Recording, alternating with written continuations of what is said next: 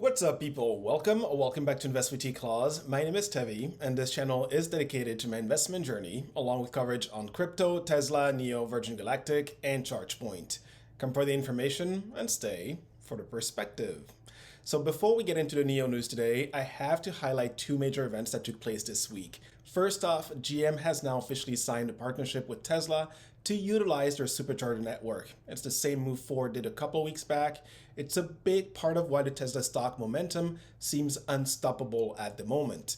I'll link the Twitter space with Mary Barra, CEO of GM, and Elon Musk if you want to hear more about it. This is a huge deal and goes to further solidify Tesla as the industry leader. In other news, if you hold crypto and have been wondering why everything is crashing, the SEC is suing Coinbase and has declared that Solana, Cardano, and Polygon are securities. They haven't won the case yet. That said, Robinhood isn't taking any chances and formally announced that they will be delisting those three tokens come June 27th. If you own any of those three, don't sell or move any of those three off platform by that date. Robinhood will complete an automatic sell and deposit the fiat equivalent into your account. And so with that in mind, expect more sell pressure ahead in crypto. Personally, I see this as an opportunity, but that's just me.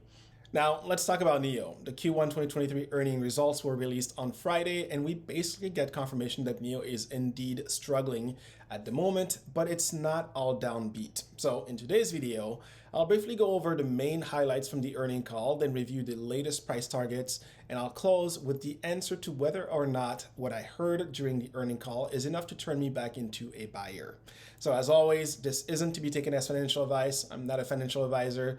This is my personal approach to investing and a thought process behind it. I'd recommend watching all the way through, as always, so that you don't miss out on any pertinent information I'll be sharing. Drop this video an early like if you haven't already, and hit that subscribe button. Those are two easy ways to show your support to the channel and help it grow if you appreciate the content.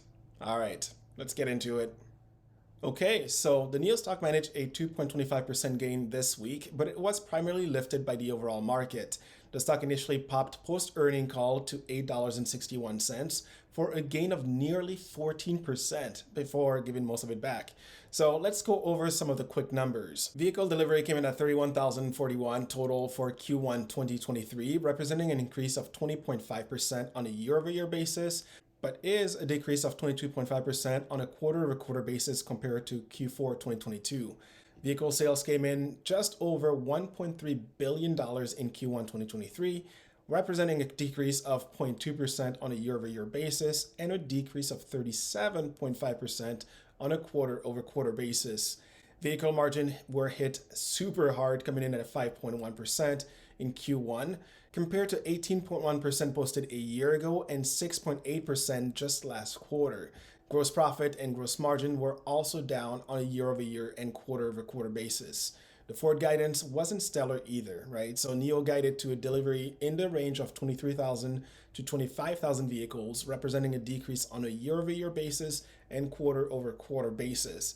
Revenue was also projected to be lower as a result. So really, it may seem strange that the stock did not get completely obliterated given, at best, what we could call, mixed results.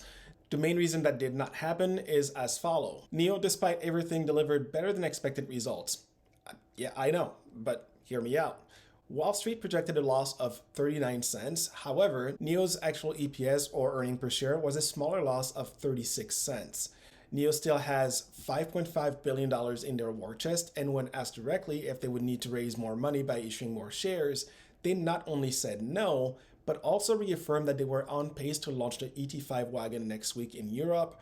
Looking a bit further out, the Alps or ALPS sub-brand aimed at the mass market is still slated to launch in mid-2024. And finally, Neo's CFO was confident that gross profit margin would return to double digits in Q3 and would be over 15% in Q4. Then he went on to add that should they need to raise capital for any unforeseen reason, they would communicate it well in advance. And so really the main takeaway is this: the Neo losses did widen during Q1 and are expected to be a little worse in Q2. But the second half of the year and beyond looks significantly brighter. It is for that reason that the overall consensus rating and price targets have been adjusted post-earning call. The consensus rating is now a strong buy versus a moderate buy previously. The rating breakdown is as follows: 7 buy ratings, 2 hold ratings, and still absolutely 0 sell ratings. The consensus rating improvement is a result of 1 hold rating flipping over to the buy side as a result of analysts looking further out. The median price target dropped slightly to $13.79, which still implies a massive 78.40% upside from current level over the next 12 months.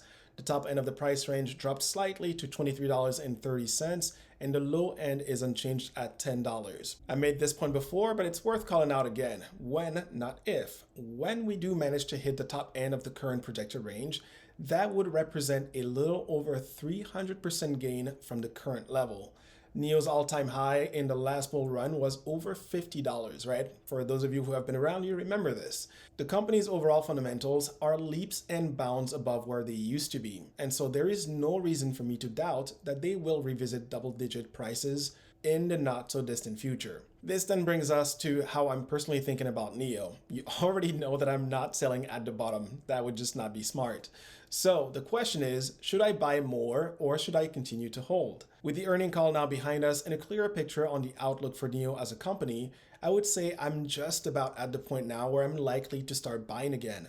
The main reason I have not bought this past week is twofold. With crypto nosediving as others are giving into FUD, it's presenting me with an opportunity to dollar cost average. So that's what I've been doing. Polygon and Ethereum really haven't been this low in months, so I'm not missing out on that. And the other reason ties back to the Fed. Next week, we get inflation data with the CPI number, and we'll hear the outcome of the FOMC meeting. It's fair to say that the majority expects the Fed to pause. Markets have been moving up in anticipation of that news. The last thing I will say is this: whether you realize it or not, we have quietly exited the bear market at the index level. Doesn't feel that way, but numbers don't lie. The SP 500 is up 11.96% year to date, and the Nasdaq is up 26.68% year to date. The last time each of those were at these levels was in August of last year. A Fed pause here with inflation still dropping is likely to trigger portfolio managers to rebalance and position for the next leg up. Yes, the NIO stock could drop a bit more near term. However, the risk reward in my opinion now tilts heavily in favor of the stock starting that slow but steady climb up. If I've learned anything in the last few years, it is that if you wait for the major financial news channels to tell you that we are indeed in a bull market again before you start buying, most of the gains are gone at that point. Something for you to think about. But on that note, that is it for me today. If you found value in my content, click that like button and share with others who you think could also benefit from it. For my newcomers, subscribe. It's free. And don't forget to ring the notification bell so that you too can stay in the know. I'll be back on Sunday for my weekly video. Till then, you can keep up with me here on Twitter for crypto and NFT related news. Thank you for watching. Stay humble, hustle hard, and I'll see you in the next one.